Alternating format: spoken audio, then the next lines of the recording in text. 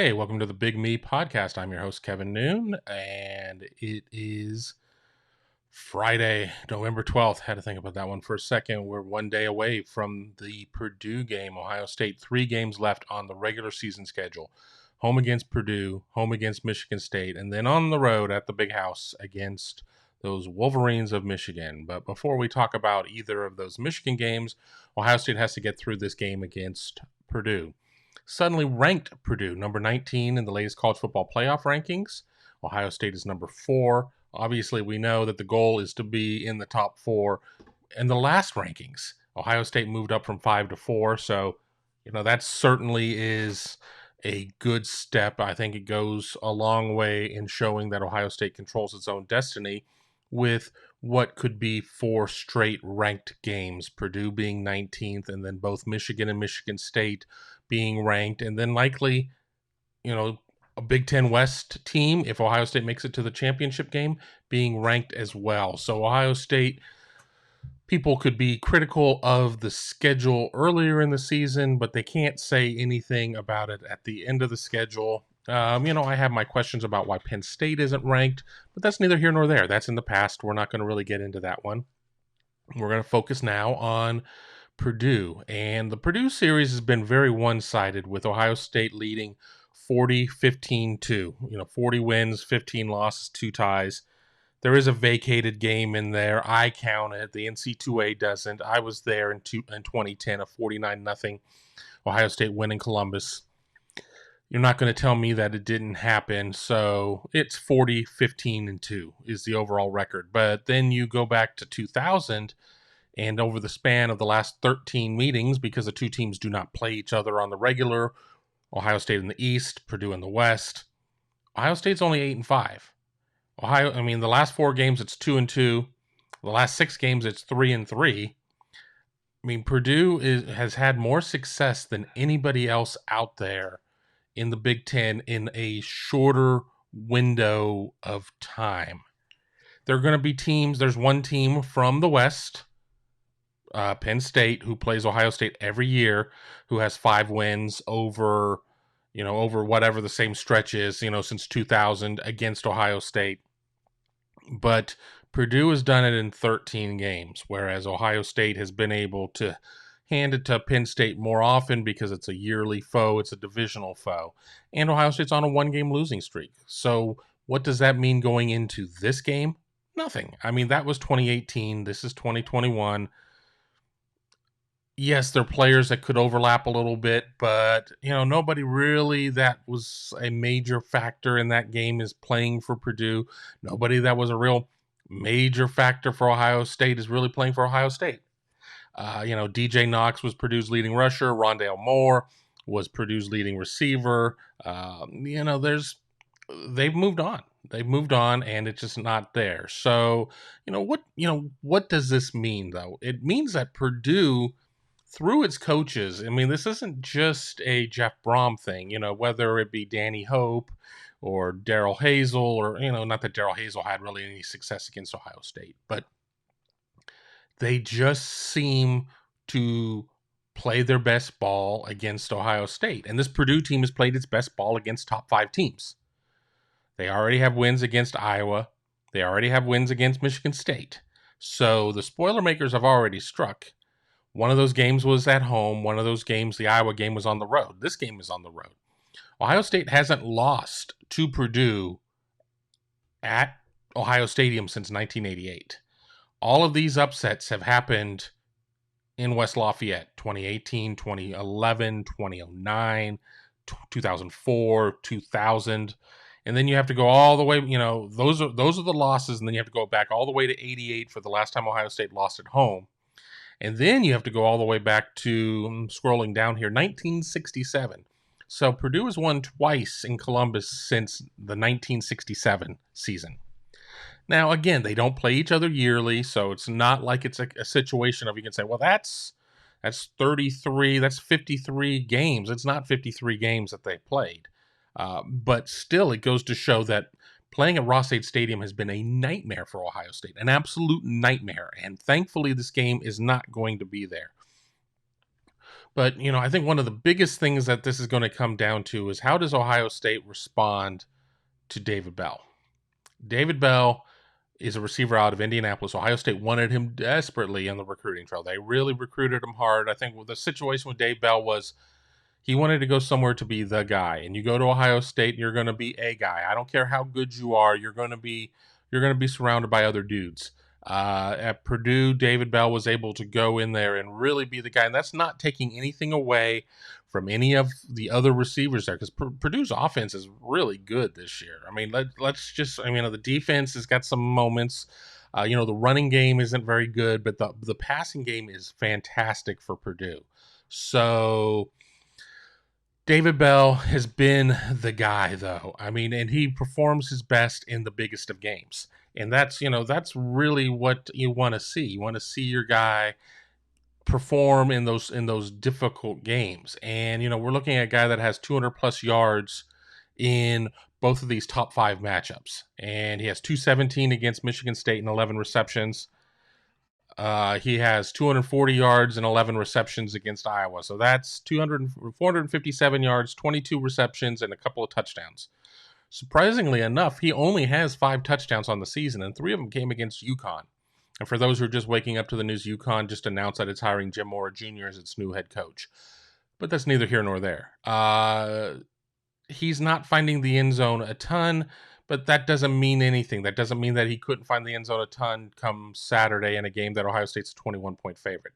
So Ohio State is absolutely going to have to be aware of where David Bell is at all times, because he's going to, he has the potential of being that guy that could beat you. I mean, it's simple when it comes really down to that. And that's, again, Milton Wright, tight end Payne Durham, TJ Sheffield. They've got some guys on this roster, but for 19 touchdowns, and David Bell only has 5 of them. They spread it out pretty well, with Payne Durham having 4, Milton Wright having 3, wide receiver Jackson Anthrop having a couple, TJ Sheffield has 3. So it's not a take David Bell away and profit and it's over, because they've got other guys, and David Bell's going to get his. And Ohio State gives up a lot of passing yards. Ohio State's giving up 247 yards a game.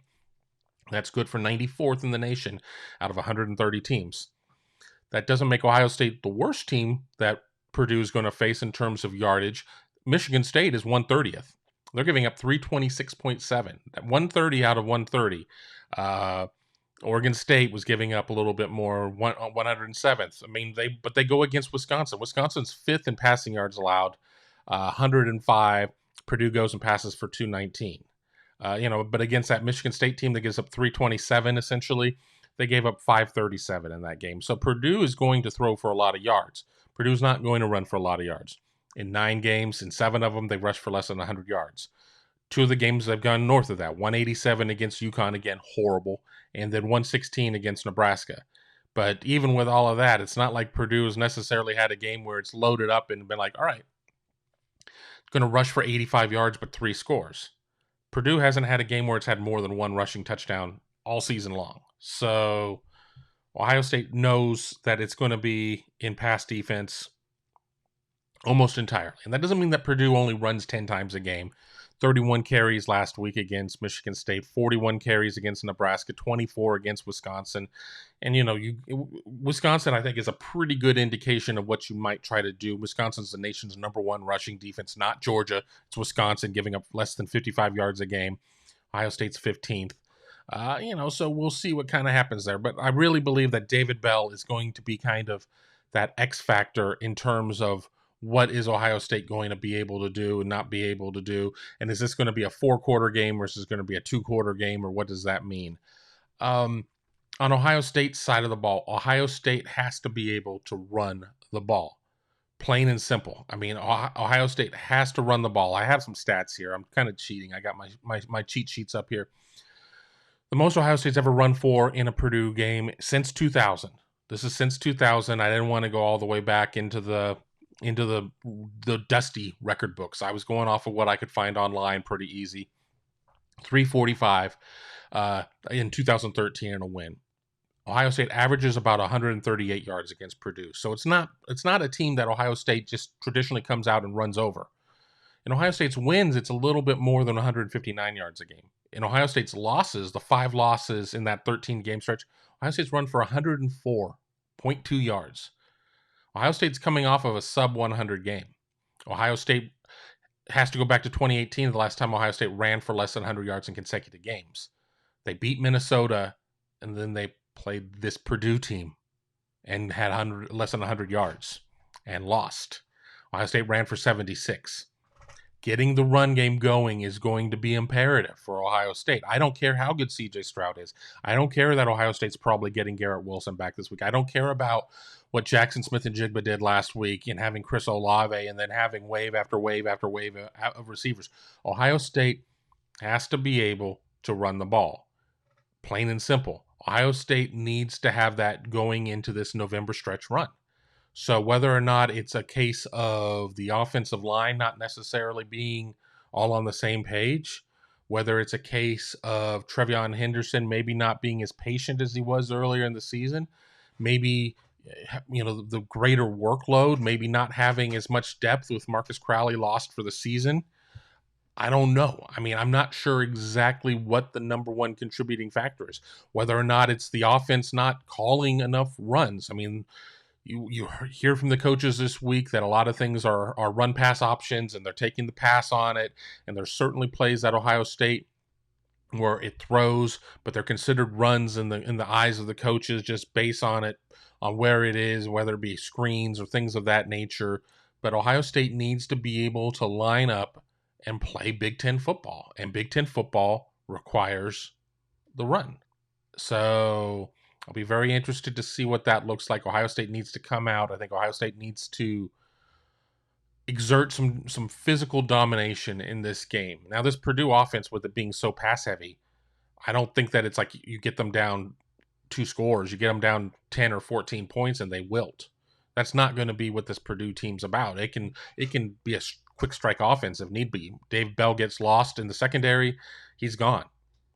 So I think Ohio State needs to just out tough Purdue, be able to exert its will and kind of just show Purdue, look, you're in for a 4-quarter lunch pail game. You're going to have to sit there and fight us the whole way, and we don't think you can out tough us. And we'll see what happens there. I'll kind of finish my Ohio State section on a little bit of my prediction. I'm not sure if this will release before my prediction does on Buckeye Scoop or the other way around. I don't have my score in front of me. I think what I had is, 34.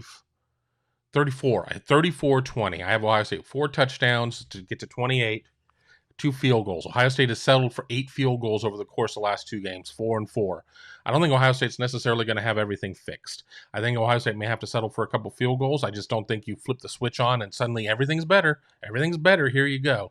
So that's where Ohio State gets to 34. I think Purdue is probably going to be good for a couple. I think it was 34-21 now that I think about it. 3 touchdowns. I could see Dave Bell breaking a play for one. I could see Payne Durham, the tight end, on another. And then I could see just throw another random one in right now. Ohio State's defense is playing much better. But you just, you get into this big game. It could be a little bit of a white knuckle game at some points. I think that, maybe an Ohio State defensive back tries to jump a route and gets burned. Or maybe Aiden O'Connell just makes a tremendous throw. There are just sometimes that some throws are just undefendable. I think if Ohio State's pass defense is able to get home, or pass rush is able to get home the way that it has been here recently, it could be much less than 21, certainly. If Ohio State's able to get there and affect the quarterback, hit the quarterback, not allow him to have time to scan the field, that's ultimately what this is going to come down to. Purdue, if it's going to run a lot of vertical type of plays, is going to need pass protection. Purdue's line gives up some sacks. Ohio State has to get home, hit the quarterback a couple times. He's probably not going to be as willing to sit there and stand in the pocket if he knows that Tyreek Smith, JT Tuimoloau, Jack Sawyer, players like that are coming home.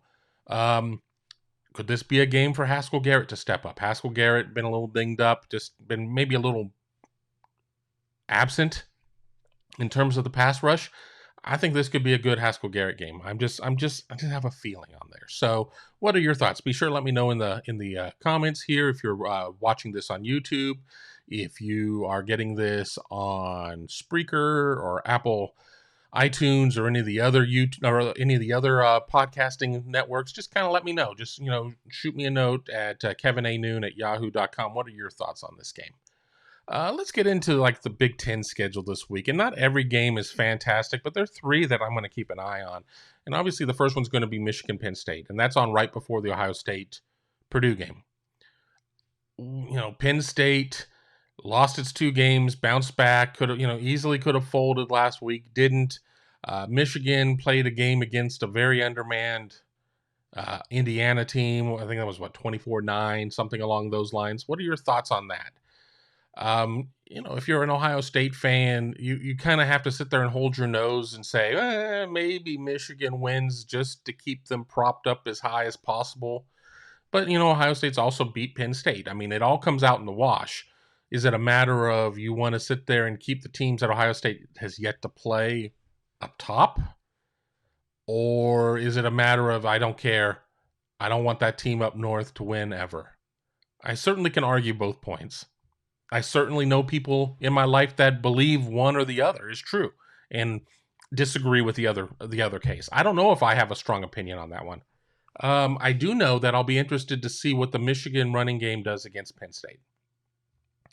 Michigan certainly has been having some moments of where it's shown a little bit of life in the passing game, but I say little because you sit there and you look at 406 against Michigan State, and that's all well and good, but 223 against Indiana, $163 against Northwestern, 255 against Nebraska.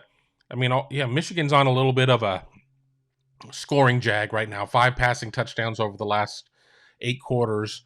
But again, Michigan State is a sieve in its secondary, and is Indiana's heart even in it right now at this point? So I don't know. I'm not taking the natural position of you cover Ohio State, so therefore everything you say has got to be anti-Michigan. I don't subscribe to that. But I will say that I'm not convinced that Michigan's passing game is suddenly alive and well and terrific. I mean, over those 5 touchdowns, they've also thrown a couple of picks. And then before, you take those 8 quarters away and you go to the 8 previous quarters, and they had 0 touchdowns in games against Nebraska and Northwestern. And then you had 3 touchdowns against Wisconsin. And then you go over the previous 12 quarters, and they had 1 touchdown over Washington, Northern Illinois, and Rutgers. So I think it's really inconsistent. So I think it comes down to what Michigan's going to be able to do running the ball. And you look at the first 3 games of the season against Western Michigan, Washington, and Northern Illinois, all non-conference games, and Michigan goes north of 300 in all 3 of those games and scores 12, 15 touchdowns. Then you go into Big Ten play, so that's 6 games, and in 2 of them, Michigan's gone over 200 yards, but in 3 of them, Michigan's been below 150. And I know I'm talking about Ohio State as well, a team that only rushed for 90 last week, so it isn't, nothing's given, nothing is easy. But for a team that was supposedly just this, world ender on with its rushing offense, I don't know. So if we see Sean Clifford still as healthy as he's been the last couple of weeks, I think Michigan is in for a hell of a ball game. I think it could be a real test. So I don't know. I don't know what to expect. You put the game in State College and you have everything going with all of that, and it's going to be a challenge. I mean, fortunately for Michigan, it's a 12 p.m. game, not an 8 p.m. game.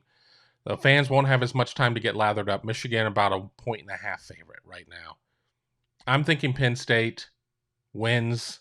I'm sure they're going to be plenty of people be like, stop, Noon, stop. No. We want Michigan to be as highly ranked as possible. We want to have the smallest number next to their name for the last weekend and Saturday. So when Ohio State beats them, because I think a lot of Ohio State fans can't even entertain the thought of Michigan winning. It's been a minute. When Ohio State beats them, it looks as good as possible. Well, Ohio State just needs to keep winning. And that's it. Next one, Minnesota and Iowa. And that game would have meant a lot more if Minnesota wouldn't have stumbled against Illinois. Minnesota now back down to that 4-2 grouping in the Big Ten West, but certainly doesn't have much in the way of tiebreakers. Iowa made a quarterback change. I don't think Spencer Petras is available this week anyways. I don't know the severity of that injury. I don't know if that's just a way to explain making a quarterback change, but I think Iowa is a different team with a different quarterback. Tyler Goodson is just too good of a running back to struggle the way that he has in a lot of games. He's sitting with 754 yards. That's on 170 carries. So, I don't know. I would have thought a little bit more there. Iowa's a 5-point home favorite. Minnesota's a tricky team. Minnesota loses to BG. They're done. They come out, they win a couple tough games. Hey, they may be the team that goes to Indianapolis. Ohio State could potentially have a rematch, and then they stumble, as I said, and that's the cleanest way to put it. They stumble against Illinois. I don't have any reason to believe in Minnesota this week. And then the last one I've got is Maryland and Michigan State. And you have Michigan State coming off the loss. Where is their mindset at? I don't know if Maryland is going to be able to slow down Kenneth Walker III, but I'm not convinced that this Michigan State passing game is as fantastic as everybody wants to say that it is. They certainly have dealt with, some injuries along the way, some things going on there, but I think that Michigan State can get a little one-dimensional. I mean, fortunately, I'm going to mute this stupid autoplay. Unfortunately, when you look at a team like this, you get caught in this trap of, well, they did this, this, and this, but I don't know. I just think as November goes on, this Michigan State team is going to face more and more trouble. But the odds makers disagree with me. Michigan State being a 13-point favorite. Yeah. I'm not calling for an outright Maryland win, but I wouldn't be shocked if we saw an outright Maryland win in this one. What about nationally? We've got, 5 games that I really am interested in one way or the other. Let me turn my page here just so I've got my top 25 in front of me.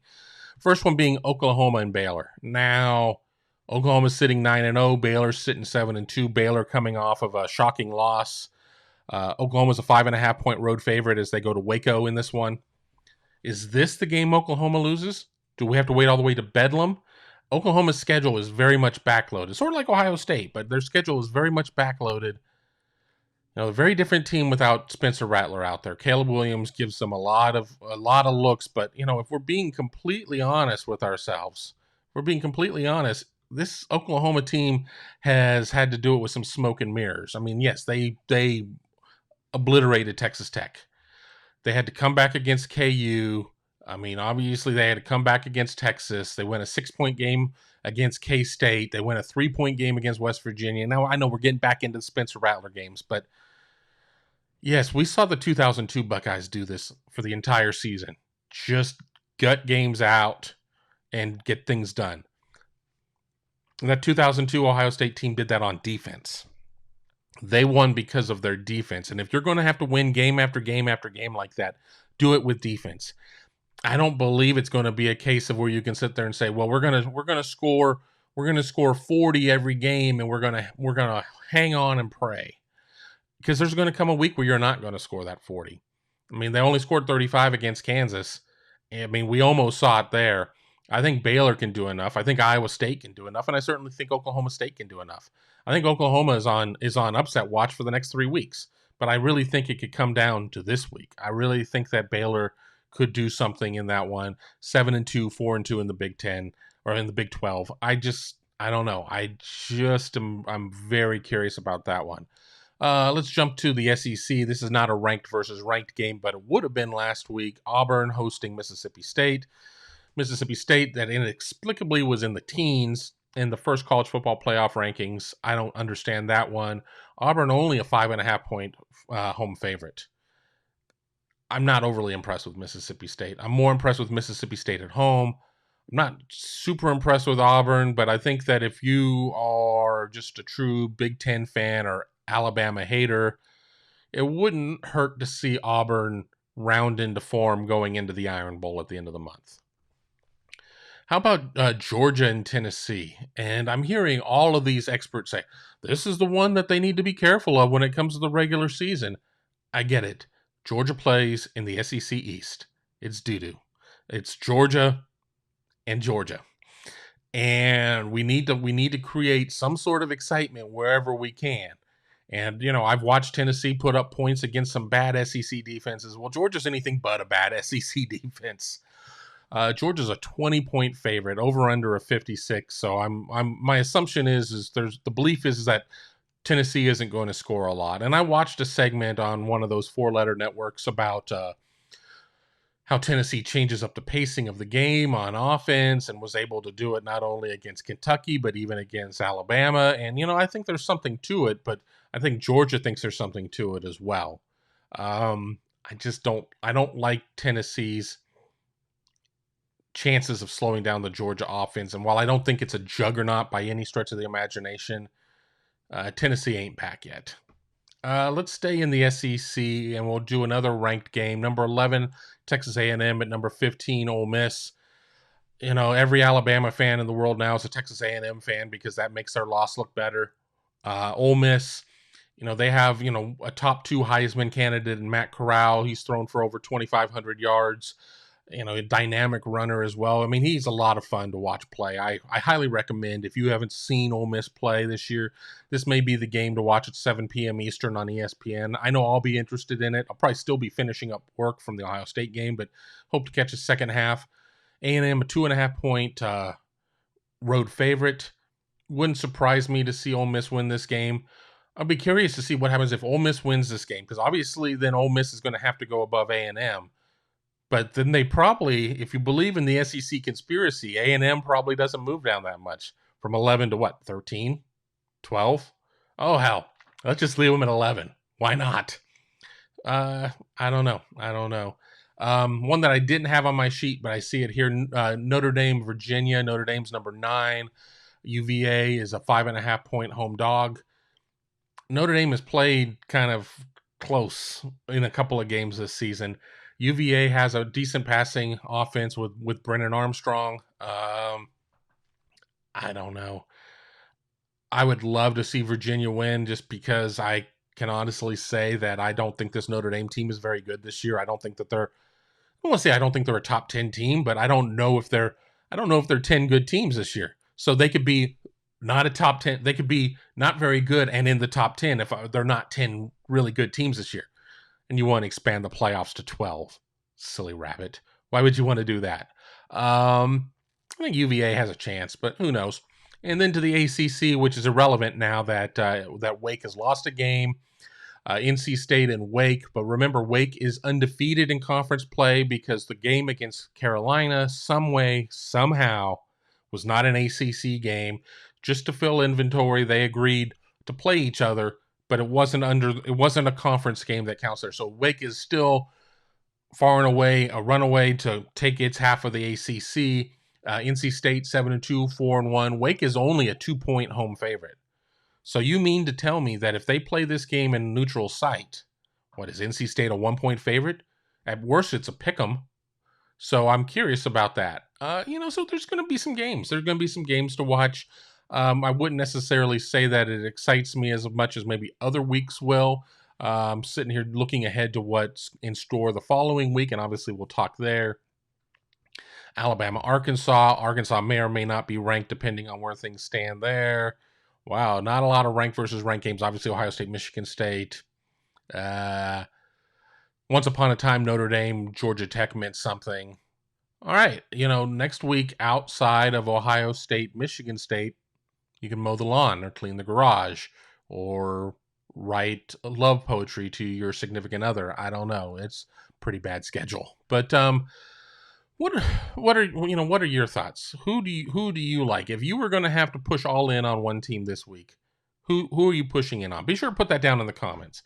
And speaking of the comments, if you're watching us on YouTube, subscribe to the channel, hit the bell, never miss any of the great programming here on this channel. It certainly helps us out with the computer and the algorithm and all that stuff, but we want to be able to bring our content to as many people as possible. If I see more of that, and I've already had a couple people say, "Noon, when are we going to see a second Big Me Kickoff during the week?" I'm trying to get to a Monday show too, like a weekend wrap up, and do Mondays and Fridays. If the response is overwhelming, maybe I'll move it up more. I just don't like doing the solo show that much, but Right now it's just been a little bit easier to do the solo, but something I'm planning on having next week, I'm going to talk to the college football nerds and have them come in and do a little bit of a preview of Michigan State. That should be our Friday show next week. Maybe I can talk them into doing one prior to Michigan as well. I'm not going to press my luck there. But, any feedback is great. We love to hear all that. Everybody told me I was blowing them out with the music in the beginning. Turned it down. And we'll see how it looks. Let me know. But we've got about 30 minutes here. I think we've got a show. I want to thank you all for watching. I'm hoping everybody enjoys the Michigan State game. Hoping for a great outcome there, or at the Purdue game. I'm sorry about that. Live television here. It's going to be an exciting finish to the season. Who do you want to see Ohio State potentially face in Indianapolis? Go through, look at the schedule of the 4-2 teams that are still out there in the West. Who do you want to see? If I get enough feedback in the comments, that'll be a topic we talk about as well. And, things might sort themselves out a little bit with some head-to-heads going on. But once again, I'm your host, Kevin Noon. This is Big Me Kickoff. I want to thank you for watching and have a wonderful weekend.